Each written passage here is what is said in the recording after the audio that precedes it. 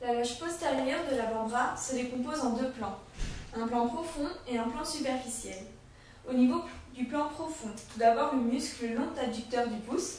Ce muscle part de la face postérolatérale de l'ulna. Les fibres se dirigent vers le bas et en dehors pour se poursuivre par un tendon. Ce tendon passe en avant de la base inférieure du radius pour se terminer au niveau de la base de la face dorsale du métacarpien du pouce. Ce muscle est innervé par le nerf radial et il va permettre l'abduction du pouce. En dessous vient se placer le muscle court extenseur du pouce. Ce muscle va se poursuivre vers le bas par un tendon qui passe de même en avant de la base inférieure du radius et va se terminer au niveau de la phalange proximale du pouce. Ce muscle permet l'extension de P1 sur la métacarpe et il est innervé par le nerf radial. Puis nous avons le muscle long extenseur du pouce.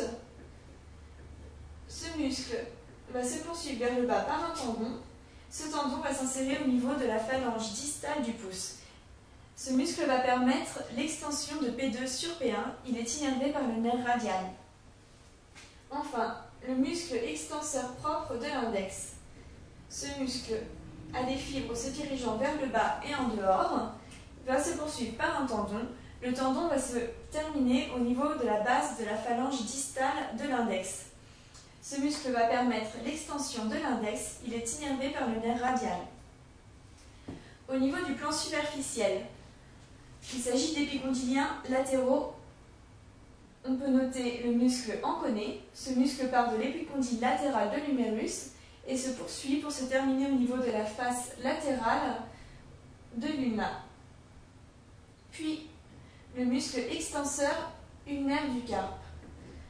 Ce muscle part de l'épicondyle latéral de l'humérus et va se terminer au niveau du tubercule du 5.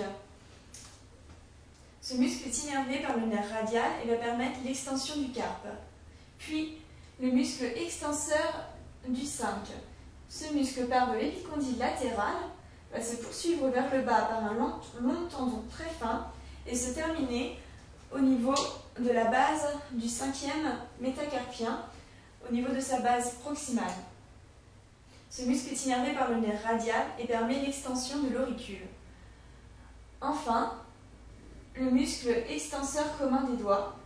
Ce muscle a des fibres se dirigeant vers le bas, se divisant en 4 tendons distincts et se terminant au niveau des phalanges. Il se termine sous la forme de 3 petits faisceaux. Il s'agit des faisceaux latéraux et médiaux qui vont se rejoindre au niveau de l'articulation interphalangienne distale et se terminer sur la phalange distale. Du petit contingent médial qui se termine au niveau de la phalange intermédiaire et du petit contingent qui se termine au niveau de la phalange proximale en partant sous le tendon.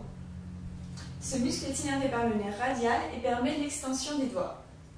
Enfin, on peut noter sur une vue postérieure le muscle fléchisseur ulnaire du carpe qui vient s'insérer le long de la crête postérieure de l'ulna et forme le relief